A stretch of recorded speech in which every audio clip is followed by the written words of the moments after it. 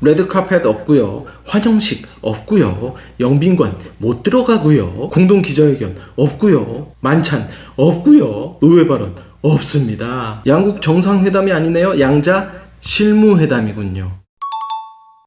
윤통처럼 국빈 방문이 아닌 그저 장관처럼 실무 방문인 겁니다. 트럼프가 야, 너 들어와서 내가 부를 때까지 대기해, 기다리고 있어, 이건 거죠. 그러니까 대통령실 대변인이 기자들이 묻는데 말을 못 하더라고요. 회담 일정이 언제인지 기자들이 얘기해달라고 하는데 버벅대 말을 못 하는 겁니다. 왜?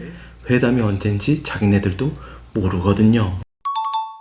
관전 포인트 하나, 전 세계 사람들이 다 같이 보는 TV쇼와 같은 라이브 회담입니다. 회담 장면이 그대로 가감없이 그대로 송출될 겁니다. 외교 참사, 이미 젤렌스키가 저번에 한번 털렸었고요. 자칭 외교 천재라는 이번 정부가 트럼프와의 라이브 TV쇼와 같은 이번 회담을 잘 이끌어 가겠지만 과연 우리나라만이 가지고 있는 카드들을 적시적소에 쓸 수 있을 건지. 관전 포인트 둘, 방위비 문제입니다. 방위비 분담금 GDP 대비 5% 인상. 그러면 우리는 배로 더 내야 하나요? 주한미군이 한국에 주둔하고 있는 존재만으로도 외국 기업들이 우리나라에 안심하고 들어오고 외국인들이 우리나라에 안심하고 투자할 수 있는 하나의 안전장치로서 그 역할이 중요하다 할 수 있죠. 유럽은 이미 트럼프와 GDP 대비 5% 인상으로 협상을 마쳤기 때문에 과연 어떤 카드로서 국면 전환을 이뤄낼 수 있을 것인지 우리가 아예 불리하다라고 볼 수는 없어요. 일본보다는 훨씬 유리한 위치이기도 하고요. 국부 이승만 대통령께서 어렵게 이끌어냈었던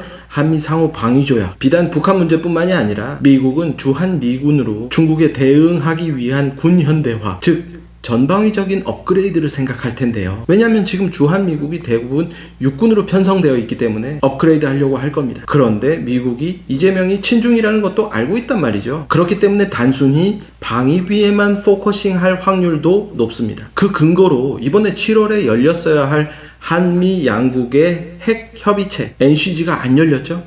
우리 정부야 9월에 다시 열면 어떨까 했지만 미국 자체에서 반응이 없습니다. 이는 동북아 안보 전략에서 미국이 우리를 파트너로서 안 보고 있다라고 생각해 볼 수도 있어요. 서해 불법 구조물, 양안 문제 등등 다양한 현안에서 우리 정부가 배제된다라는 것은 이후 우리에게 치명적일 수 있습니다. 코리아 패싱 당할 수 있어요. 관전 포인트 셋, 쌀 농수산물 개방. 트럼프는 완전 개방이라고 얘기했죠. Completely open to trade. 이렇게 얘기했는데 이재명은 쌀 소고기 추가 개방 없다라고 했거든요. 말이 달랐죠? 과연 누구 말이 맞는지 나올 거고요. 그리고 관전 포인트 넷, 한국이 미국에 투자하는 투자 펀드 수익의 90%를 미국이 가진다 라고 했었는데 우리 정부는 또 아니라 했단 말이죠. 이미 GDP 대비 일본보다 훨씬 많은 금액을 투자하기로 해가지고 논란인 와중에 미국 말대로 투자 펀드 수익의 90%를 미국이 가진다라고 결론 지어버릴 경우 이건 외교 참사 수준입니다. 나라 동력을 아예 통째로 갖다 바쳐버린 꼴이 되니까요. 또한 철강과 같은 일부 품목은 지금 관세 15%가 아니라 50%를 적용받고 있기 때문에 현재 업계 전반에 걸쳐서 매우 혼란스러운 상황인데 과연 외교 천재라고 하는 이재명이 얼마나 능력치 높은 영어 통역사를 구해서 협상에 임하는가도 지켜봐야 할 대목입니다. 한국이 협상의 핵심 키를 가지고 있다. 무슨 말이냐고요? 조선업, 반도체 등등 미국이 군침 흘리고 있는 것들을 우리가 모두 가지고 있기 때문에 협상에서 일본하고는 비교 자체가 불가할 정도로 우리가 우위인 위치에 있습니다. 그러니까 그렇게 불리한 협상이 아니란 말이죠. 아쉬운 점이 있다면 우리는 일본보다 무조건 먼저 협상했었어야 됩니다. 수출로 먹고 살고 있는 우리나라 입장에서 봤을 땐 말이죠. 애초에 일본은 관세보다 투자 쪽이 일본한테 훨씬 유리한 방향이기 때문에 일본이 먼저 이런 식으로 협상을 해버리고 나니까 우리가 이 틀 그대로 따라가야 되지 않습니까? 이미 미국 현지에서 생산을 많이 하고 있는 일본 입장으로서는 투자 방향이 자기들한테 더 맞으니까요. 근데 우리는 그럴 필요가 없었단 말이죠. 윤통이 했더라면 이런 식으로 덮어주진 않았을 거라 생각합니다만 이렇게 차일피일 세워라 내워라 시간을 딜레이 시킨 협상의 기술이 또 있을 수도 있으니까요. 자칭 외교 천재인 정부가 과연 어떤 성과를 낼 수 있을지는 지켜봐야 할 것으로 보입니다. 4일 남았군요. 오늘은 여기까지. 4대강 녹조라 때 운운하던 좌파들 어디 입이 있으면 말해보세요. 그리고 너네는 앞으로 샴푸로 머리 감지 마세요.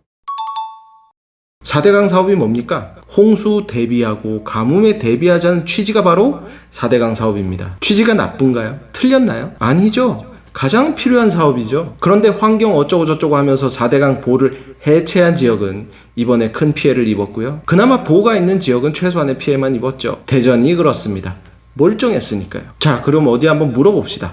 녹조는 자연 아닌가요? 녹조는 지구상 수십억 년 전부터 존재해온 원시생물, 즉 자연입니다. 그리고 그 일부는 미생물 먹이가 되며 생태계의 한 축을 담당하죠. 그런데 저것들은 녹조만 보면 귀신 본 사람 마냥 4대강 보만 보면 발작을 하는 거요. 녹조는 물이 있는 곳 어디서든 생깁니다. 심지어 물 한 컵 떠놓고 가만히 둬보십시오. 거기에도 생깁니다. 그럼 녹조가 왜 늘어나는가? 바로 인간 때문입니다. 생활하수, 공장 폐수, 농약, 비료 이런 거 있죠? 인간이 버린 온갖 오염물질이 물에 흘러들어 그 안에 질소와 인이라는 영양분을 먹고 녹조는 증식합니다. 자연은 인간의 쓰레기를 녹조라는 생물학적 필터로 정화하고 있는 거다, 이렇게 생각하시면 편해요. 그러니까 녹조는 오히려 자연의 자정작용으로 봐야 합니다. 그 안에 일부 유해 성분, 예컨대 마이크로시스틴 같은 유해 성분 독소가 있을 수 있죠. 하지만 그건 특정 조건, 특정 환경에서만 생겨요. 뭐 녹조는 독소다? 이건 무식한 일반화입니다. 뭔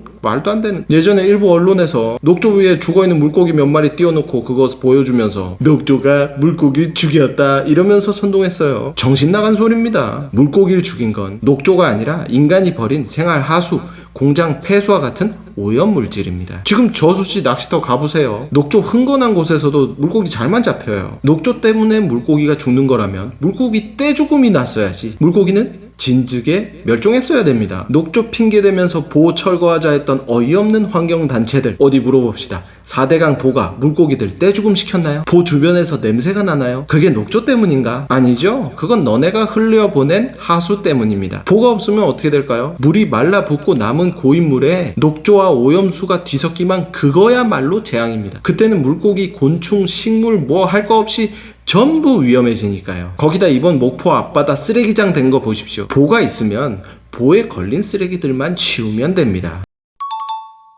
이번 수해로 85명이나 되는 안타까운 생명들이 희생됐습니다. 그들 앞에서 환경 탓할 수 있겠습니까? 그러고 보니 좌판원에 왜 가만히 있을까? 들어놓고 막 난리 굿잔치를 벌여도 모자랐을 판에 왜 가만히 있을까? 괜한 4대강 보 탓, 뭐 녹조 탓 이런 거 하지 말고 인간의 책임을 먼저 직시하십시오. 환경을 진짜로 생각한다면 녹조 욕하지 말고 녹조가 왜 생겨났는지에서부터 먼저 반성해 나가야 됩니다. 그리고 너네는 앞으로 샴푸로 머리 감지 마세요. 오늘은 여기까지.